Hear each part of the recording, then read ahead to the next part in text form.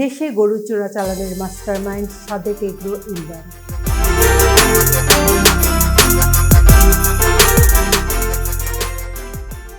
দেশের সীমান্ত এলাকা থেকে রাজধানী পর্যন্ত বিস্তার করেছেন গরু চোরাচালানের সিন্ডিকেট। ভারত, থাইল্যান্ড, মিয়ানমার, যুক্তরাষ্ট্র সহ বিভিন্ন দেশ থেকে চোরাই পথে নানা জাতের গরু আনা হয়। সেজন্য স্তরে স্তরে রাখা হয় দালাল। দেশের বিভিন্ন প্রান্তে গড়ে তোলা হয়েছে গরু রাখার গোপন ডেরা।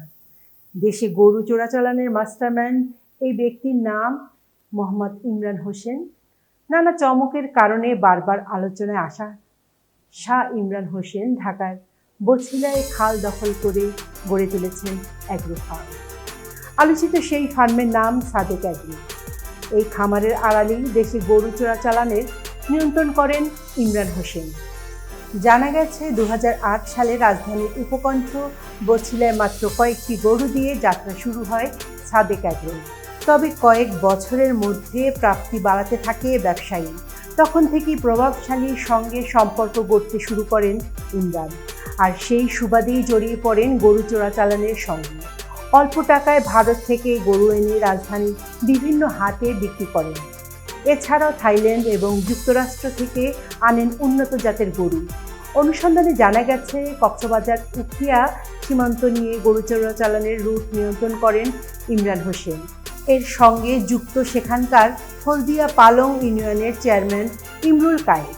তিনি চোরাই পথে আসা গরু সীমান্ত পারাপার এবং স্থানীয়ভাবে দেখভালের দায়িত্ব পালন করেন। এ সংক্রান্ত অনেক ভিডিও এবং ছবিও কালবেলার কাছে রয়েছে। অনুসন্ধান প্রাপ্ত তথ্য বলেছে, থাইল্যান্ড থেকে উন্নত জাতের গরু মিয়ানমার হয়ে উখিয়া সীমান্ত দিয়ে বাংলাদেশে প্রবেশ করে। এর নেপথ্যে ভূমিকা রাখেন ইমরান। তবে এই প্রক্রিয়ায় দেশে আসা গরু বছিলার সাদেক অ্যাগ্রো খামারে রাখা হয় না। এতক্ষণ বার্তা বৈঠকের সঙ্গে থাকার জন্য ধন্যবাদ। নতুন নতুন তথ্য ও সংবাদ পেতে বার্তা বৈঠকের ইউটিউব চ্যানেল ও ফেসবুক পেজের সাথেই থাকুন। ধন্যবাদ।